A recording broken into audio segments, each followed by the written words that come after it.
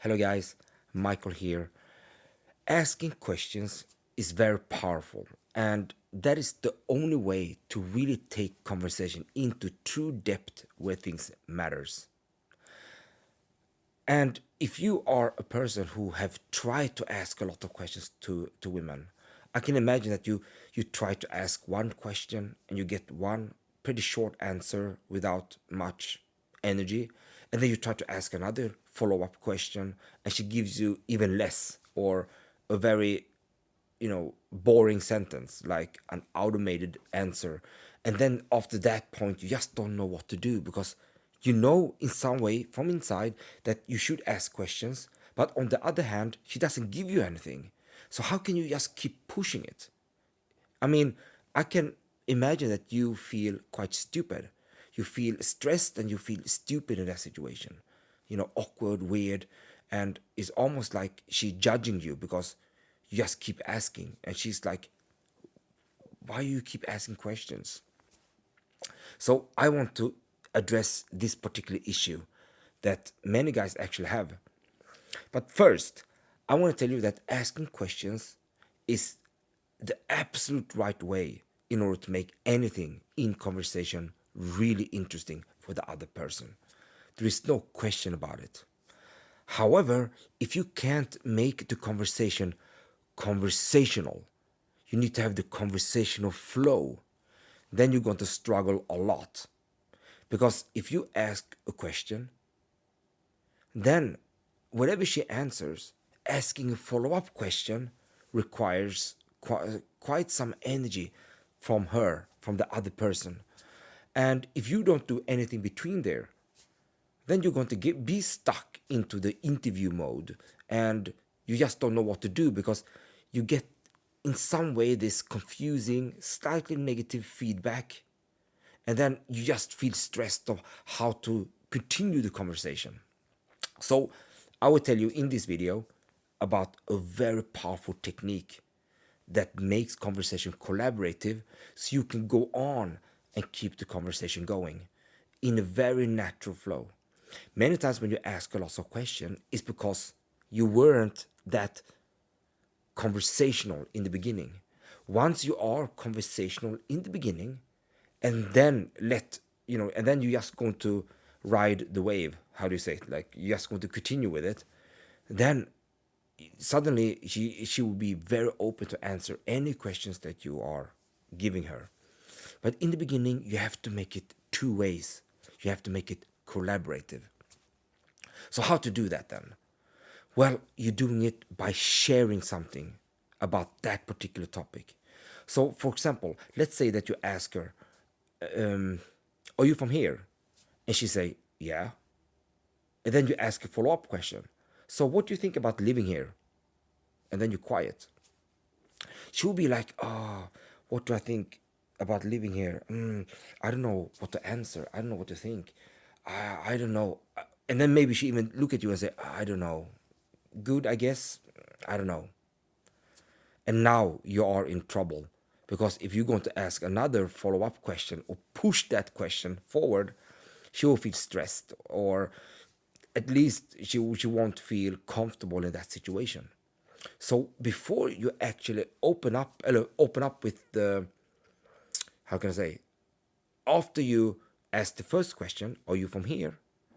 And then the follow up question, what do you think about living here? Share something in between. All right. So since you know that you're going to ask her about what you think about living here in this city, just answer that question yourself first. So it would be like this. "Excuse me, are you from here?" She say yes. I will reply by saying, "You know what? I've been living here too for a long time, more than 10 years, and I really like this place. Many times I've been thinking about moving to another place, but in some way I just stuck here and I really like it. I love it. I like the beach. I like the cafes around. I like the city being that compact so I can do a lot of things, you know, without going too far to various of places. It's like it's very compact. So I really like it. But I'm curious. What do you think about living here?" bam, then you're quiet. Now she will be so much more open to talk with you because you shared something. You gave her your opinion and your thoughts about what you're thinking about living here in this city, and then you open up, and then you ask a follow-up question about basically the same thing. But since you already answered, she's now, her barriers and her shields and everything goes down, and she's now willing to open her view about what she thinks about the city. I've been in many situations where, women have been really, really cold. They're like, yeah. Oh, if, for example, I go up and do a cold approach, and she just ice cold in the beginning, and then I just introduce myself. My name is Michael. What's your name? And she says my name is Vanessa, and then I just ask her, "Are you from here?" And she look at me. She's like, "Yeah," like suspiciously. And then I just go ahead. Now I just know I need to share. You know what? I've been here now for three. Let's say I'm not in my current city.